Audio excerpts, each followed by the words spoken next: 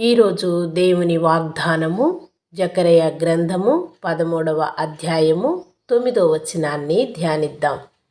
నేను అగ్నిలో నుండి వెండిని తీసి శుద్ధపరిచినట్లు శుద్ధపరుతును, బంగారమును శోధించినట్లు వారిని శోధింతును. వారు నా నామమును బట్టి మొరపెట్టగా నేను వారి మొరను ఆలకింతును. వీరు నా జనులని నేను చెప్పుదును, యెహోవా మా దేవుడని వారు చెప్పుదురు.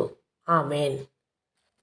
పరిశుద్ధ గ్రంథములో దేవుడు ఎన్నో పరిశుద్ధమైన వాక్యములను రాసి ఉన్నాడు. వాటి ద్వారా మానవుణ్ణి శుద్ధపరుస్తూ ఉన్నాడు. మరి శేషించిన ప్రజల గురించి ఈ మాటలు చెప్తూ ఉన్నాడు. అగ్నిలో నుండి వెండిని వేసి శుద్ధం చేసినట్టుగానే, అలాగే మట్టిలో నుండి బంగారమును తీసి శుద్ధపరిచినట్టు మనల్ని కూడా అనేక శ్రమల ద్వారా, ఇబ్బందుల ద్వారా, ఇరుకుల ద్వారా ఆయన శుద్ధపరుస్తూ ఉంటాడు.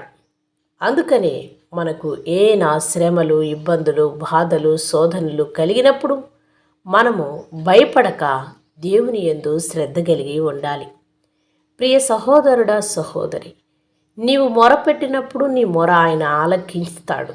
ఆయన ఆలకించినప్పుడు నీవంటావు, నా దేవుడు ఆయన నా మొర విన్నాడు. ఆ దేవాది దేవుడు అంటున్నాడు, మీరు నా జనులు అని చెప్తూ ఉన్నాను, మీరు నన్ను నా దేవుడని చెప్తారు అంటున్నాడు. నన్ను ఆయన అగ్నిలో నుండి వెండిని తీసి శుద్ధపరిచినట్లుగా శుద్ధపరుస్తున్నాడని నమ్మి విశ్వసించి ప్రార్థిద్దామా? చిన్న ప్రార్థన చేసుకుందాం.